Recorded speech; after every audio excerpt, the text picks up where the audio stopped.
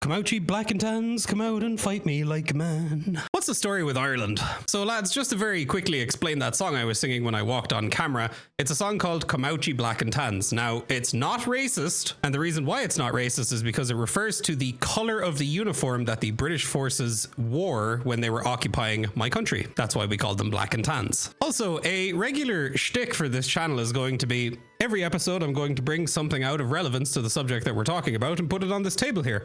Now, you might be asking yourself, what's a mug of water got to do with Ireland? Well, let me tell you lads, this isn't actually a mug of water. This is a mug of leprechaun tears. They're magically delicious. So now that the cultural appropriation is out of the way, what's Ireland known for? Ireland is known for many things, mostly potatoes. We've also got leprechauns, rampant alcoholism, beautiful red-haired women from Galway with green eyes, and of course, let's not forget, 800 years of oppression from the British Empire. So speaking of 800 years of occupation from the British, I should probably break that down for you guys a little bit. So what I'm going to do here is I'm going to give you guys a very condensed version of the history of Ireland over the last 900 years or so. Now, I haven't learned about any of this stuff since I was in high school. So I did some research, I went back, I wanted to brush up. I didn't really want to make any mistakes because that would look pretty stupid coming from somebody who's actually from Ireland. And let me tell you lads, having gone over the details again, Ireland's history is a lot gnarlier than I remember it being. So let me regale you. So to put it very simply, after 800 years of oppression, we got kinda pissed off. So in 1800s, the Parliament building in Dublin, which is the capital of Ireland for anybody who doesn't know, was shut down, leaving only the Parliament in London. So this means that Ireland was run from London. So when the potato crops failed in the 1840s, the Irish people had basically no support, meaning we had to sell off our agricultural stock to stay afloat, and a lot of Irish people left the country, and also shitloads of people died. Then during the 1880s, the Irish people decided they wanted this thing called Home Rule, which was basically we wanted power back to the people and we wanted our own Parliament building in Dublin back. This was during a time called the Gaelic Revival, where Irish sports, the language and music were seeing a massive resurgence in popularity. So the issue is the Republic wanted Home Rule, so that the country would be run from Dublin. The problem is that the Republic of Ireland was majority Catholic, okay? Whereas Northern Ireland was mostly Protestant. So the north of Ireland didn't want Home Rule because then they would see the country be run by the Catholic Church, which they didn't want. So slight tensions there between the religions, you know? And then during this whole thing, this small, thing called World War I kicked off, and everybody kind of put the whole Home Rule thing aside for a while. And, the Irish people were like, okay, so let's go off, we'll fight, we'll train, we'll learn, and we'll have like a better army, better equipped to deal with the British when we get back. And now this is leading us up to the 1916 Rising, which took place, it was supposed to take place on Easter Sunday, but ended up actually taking place on Easter Monday. So what happened during the Rising? This was where these people called the Irish Republican Brotherhood, otherwise known as the IRB, came together with a plan in order to push the British out of our country. So essentially the idea was we were going to storm Dublin, we were going to take over the General Post Office and take out the main line of British communications, and then we were also going to take up other strategic positions around the city in order to hold it from the British forces. And this was also done while the British were still off fighting in World War I, so we kind of got the drop on them. A lot of you guys probably don't really know this, but during this time there was actually a lot of guerrilla warfare performed by the Irish people on, like British outposts and stuff like that, where essentially small groups of rebels would roll up to these outposts with rocks and sticks and like other improvised weaponry, and they would take down the, at the time, pretty heavily armed British forces. Basically, they were way more armed than we were, and we beat them off with sticks and stones and took their nice shiny weapons and killed them with them. There you go. Kind of badass. For a small country, lads, we've got a lot of balls. Just by the way, the reason why we decided to, take back the capital while the British forces were not currently there is because they had a, first of all, much bigger army. Second of all, much better equipment, and 3, they were way better trained than any of us were at the time. Sorry, I'm speaking like I was there, but I'm talking about my people, so, kind of a veteran. Also, quick shout out to the Germans, because they actually tried to hook us up with weapons, but unfortunately when their ship was coming over to deliver the weapons to us, got intercepted by the British and they took them. So, thanks for trying, Germany. I appreciate you. So with our weapons from the Germans being taken, we still marched on Dublin. We still ended up taking the GPO, which was where we cut off the main line of British communications. We also did attempt to storm Dublin Castle, but unfortunately the attempt failed. And for those of you that don't know, Dublin Castle at the time was the Brits' main headquarters in Ireland, so it would have been nice to take. Not only did we manage not to take Dublin Castle, but we also didn't manage to take control over the ports or the train stations. you guys are probably starting to see where this is going. So when the British forces arrived, they ended up barricading off a lot of the streets and blocking a lot of the rebels off in whatever areas they were in.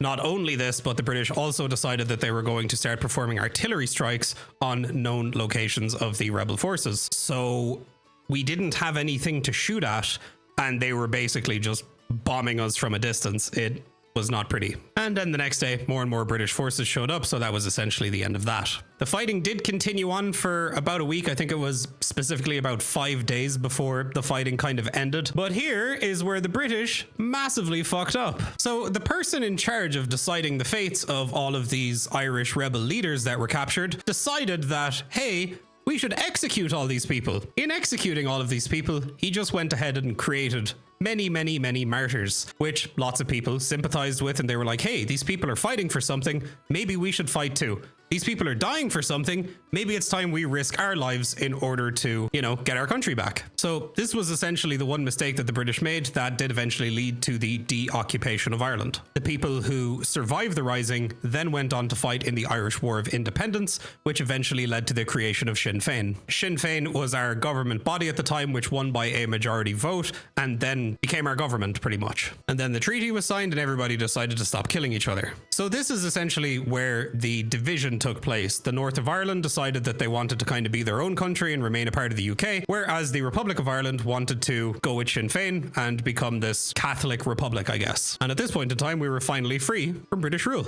So that's more or less it without this video being 2 hours long. And now we're going to talk about the Troubles, because I can't really mention the Easter Rising without bringing up the Troubles. So the Troubles started in the year 1969 and then continued on into the late 1990s and the early 2000s. The Troubles was basically all about who should Ireland belong to. So to put this very simply, the Troubles were all about the Republic of Ireland wanting to become whole again, reabsorbing the 6 counties. Then the issue is the people in Northern Ireland that were mostly loyalist Protestants wanted to remain a part of the UK, so didn't want to be absorbed into the Republic that was predominantly Catholics. As you can imagine, over the years, the tensions kind of rose from 1916 all the way up to 1969, where the Troubles ultimately really started kicking off. So unfortunately, if you were a Catholic up in Northern Ireland, you were pretty much treated like a piece of shit. And you really didn't have the same support system that the Protestant community up north had. So essentially, it was very much divided up north based on your religion. So after all of this, eventually,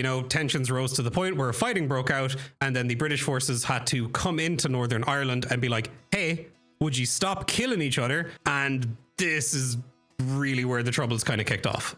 Also, fun fact, one of the weapons used during the Troubles was the AR-180. Now, I would put a picture of it on the screen, but YouTube doesn't like bang-bang sticks, and this video would get demonetized, and I would not like that.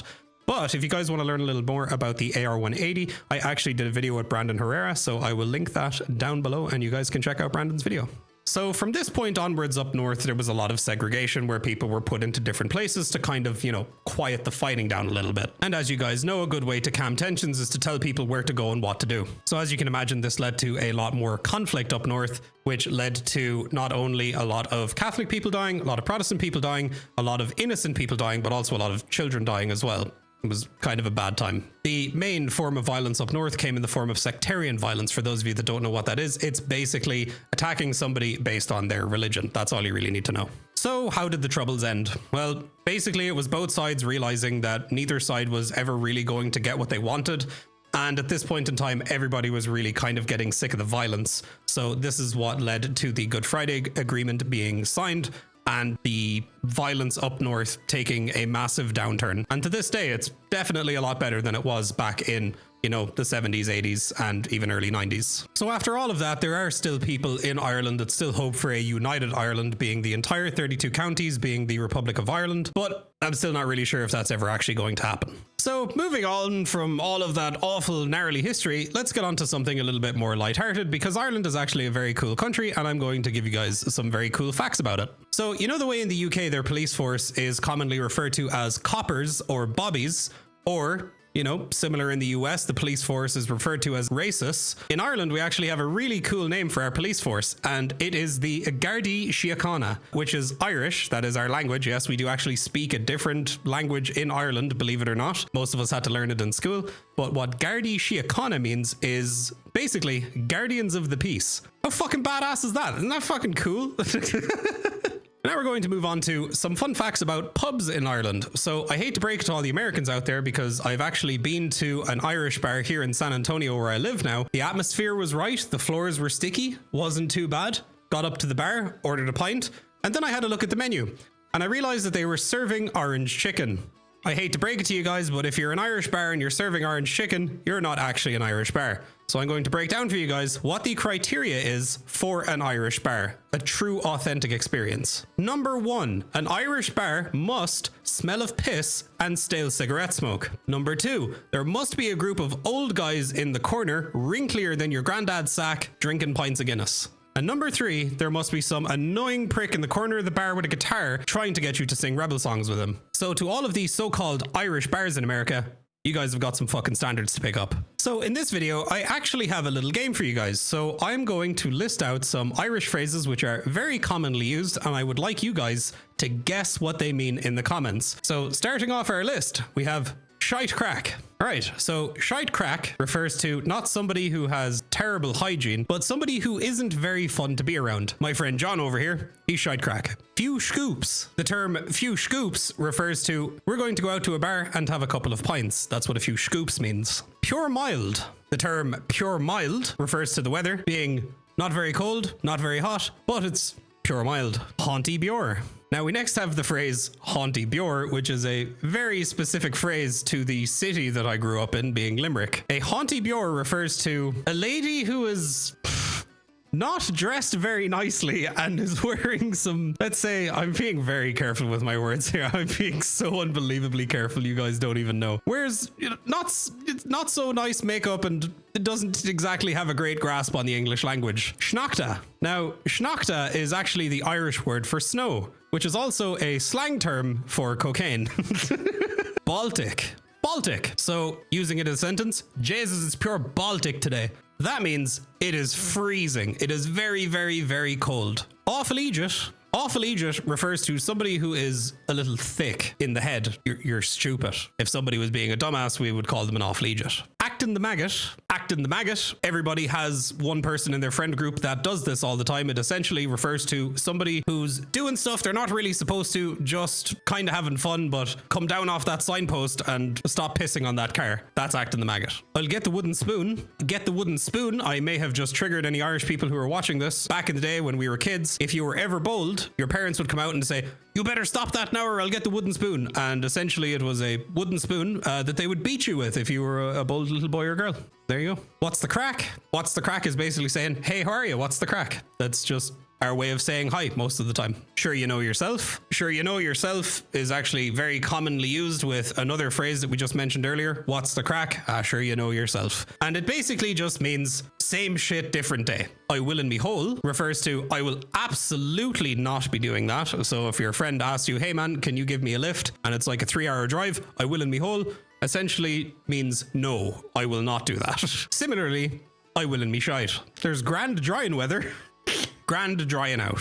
So this is something that any Irish people will grow up hearing their mother saying, which basically means the weather is good enough outside that we can take the wet clothes and put them on the washing line and they will dry in the grand drying weather. We're a modern country. So that is a list of very common Irish phrases. Now, as a bonus round, I am going to list some more words and it's going to be up to you guys to guess what they mean. Now, all of these words mean the same thing. Leave your comments down below. Knackered, bollocksed, plastered, flutered, scuttered, on the piss, on the lash, langers, polluted, and pissed as a fart. So the thing that all of these phrases and words have in common is that they refer to going out and getting shit-wrecked drunk. Congratulations to our winners. You will be receiving no prize. I hope I've done a good job expanding your vocabulary for the next time that you go drinking with your friends. After I moved to America, I actually found out that there's a very popular term used by my American friends here, which is known as the Irish goodbye. And for any of you that don't know what the Irish goodbye... Alright, so now we're going to talk about a folklore story, which personally, I find terrifying, but a lot of tourists seem to think that fairies are these, friendly little magical Irish creatures. Well, let me educate you about the fairies, because they're not magical Irish little creatures, they're actually a bunch of little bollockses. There are these things in Ireland called fairy forts. Now, these are naturally occurring rings of rocks that show up in fields. So the lore behind it is that, at a certain time of night, if you're standing near one of these fairy forts, you will start to hear Irish music. Now, you might be thinking to yourself, that sounds great. Middle of the night, some Irish music. We go over to the fairy fort. We have a little dance. The music is there to lure you in somewhat similarly to, a siren song from a mermaid or some shit? They do that thing where they lure in sailors or whatever. It's basically the same concept. So the fairies will be playing this Irish music. You'll saunter on over. You'll walk into the fairy fort and then you're fucked. The reason why is because the music, it has magical powers, right? So when you hear it, you dance. Now, you're saying to yourself, that doesn't sound too bad. Here's the thing. You dance until you die.